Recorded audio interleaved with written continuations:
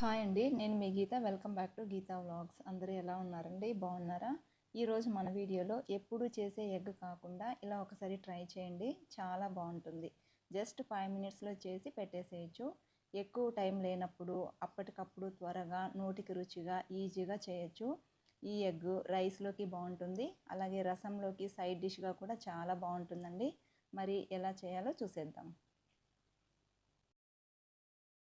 ముందుగా స్టవ్ మీద ప్యాన్ పెట్టుకొని ఇందులో 3 టేబుల్ స్పూన్స్ ఆయిల్ వేసుకోవాలి. ఆయిల్ వేడెక్కిన తర్వాత ఇందులో 1/2 టేబుల్ స్పూన్ ఆవాలు వేసుకొని, ఆవాలు వేగిన తర్వాత ఇందులో 2 పెద్ద సైజ్ ఆనియన్స్ ఇలా చిన్న ముక్కలుగా కట్ చేసి వేసుకొని మిక్స్ చేసుకోవాలి.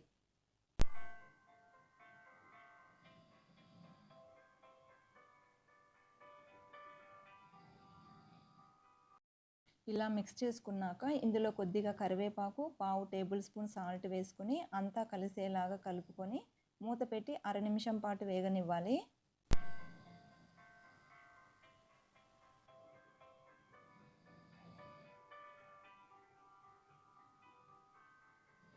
ఉల్లిపాయలు ఇలా హాఫ్ మగ్గిన తర్వాత ఇందులో 1/2 టేబుల్ స్పూన్ అల్లం వెల్లుల్లి పేస్టు, 1/2 టేబుల్ స్పూన్ పసుపు, 1 టేబుల్ స్పూన్ కారం, 1/2 టేబుల్ స్పూన్ గరం మసాలా వేసుకోవాలి. గరం మసాలా ఖచ్చితంగా వేసుకోండి, చాలా బాగుంటుంది.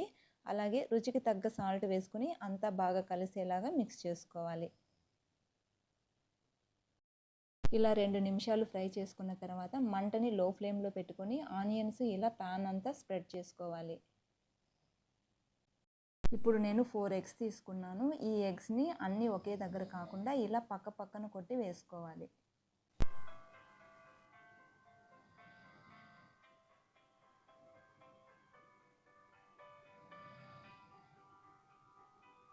ఇలా ఎగ్స్ వేయగానే కలపకూడదండి, మూత పెట్టి లో ఫ్లేమ్లో కుక్ చేసుకోవాలి. ఇలా 1 నిమిషం కుక్ చేసుకున్న తర్వాత అంతా మిక్స్ చేయకుండా ఒక్కొక్కటిగా టర్న్ చేసుకోవాలి.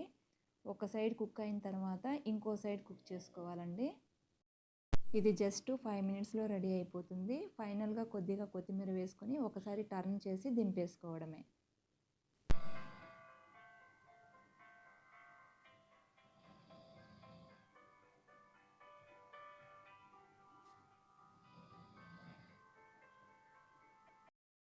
చూసారు కదండి, చాలా ఈజీగా సింపుల్గా చేసేయచ్చు.